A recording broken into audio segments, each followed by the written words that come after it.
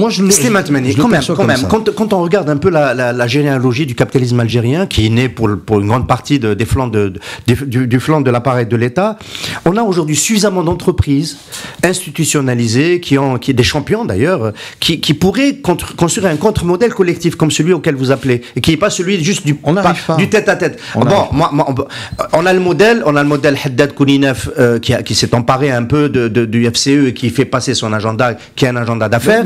Et je vais pas considérer que c'est vital, c'est vertueux. Hein. Non, c'est l'association la plus puissante d'Algérie. Voilà, la plus puissante d'Algérie. Pourquoi elle n'arrive pas à construire un contre-modèle avec des acteurs comme vous, ceux qui sont dans le Caire, etc.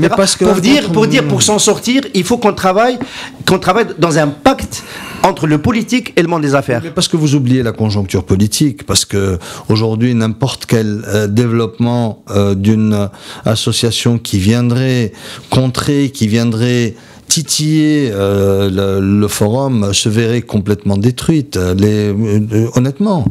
À ce point ? Oui, les gens ont peur. Enfin, on prête quand même des pouvoirs à Ali Haddad, qui n'a pas. Ali Haddad lui-même a été ratatiné lors du forum africain par la sortie du gouvernement, et il a eu le profil bas. Il a été ratatiné par un Premier ministre. Bien sûr, le Premier ministre est tombé. Les chefs d'entreprise ont peur. La confiance n'est pas là. Les chefs d'entreprise ont peur. Ils ne peuvent pas exprimer une opinion contraire à la ligne. Et c'est pas possible, ils ont peur. Ils préfèrent faire leurs affaires, gagner leur vie. C'est vrai, beaucoup gagnent très bien leur vie, se sont enrichis.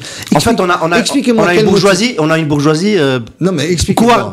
En Algérie, on a une bourgeoisie qui n'assume pas son statut historique. C'est ça, parce qu'ailleurs dans le monde, quand on a assez de puissance économique, on finit par dire ça va pas ici, le dire un peu plus haut. Pourquoi on le dirait pas plus haut? Enfin, vous le faites. Bon, c'est pas à vous que s'adresse ce reproche, évidemment. Je sais pas, peut-être parce que je gagne pas assez pour me la fermer. Le fait est.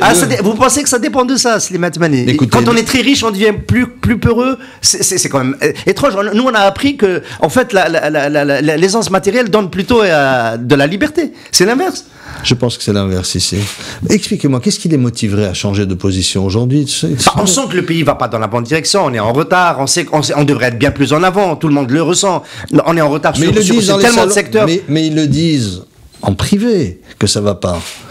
Mais dans la réalité, le type, à la fin du mois, il regarde ses comptes.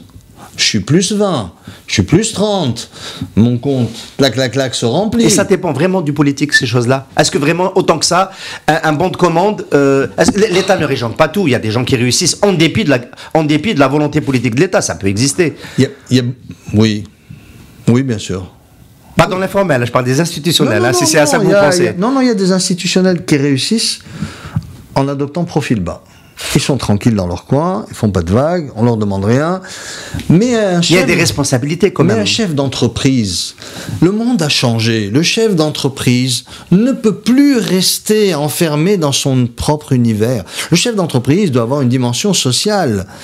Et si le chef d'entreprise considère que non, je reste dans mon petit coin, je m'en fous de la taxe, non, ça va, j'ai mon résultat, ça marche bien, alhamdoulilah, mais c'est terminé. Oh, non, ils font ce qu'ils veulent. Surtout ne pas les embêter. Si je les embête, après je vais voir. Soit ça va diminuer, soit ils vont me compliquer la vie. Je veux pas qu'ils me compliquent la vie. Bon, ok. Moi, je peux pas. Je ne peux pas m'inscrire dans cette philosophie. Je ne suis pas un chef d'entreprise comme ça. Je ne demande pas aux autres d'être comme moi.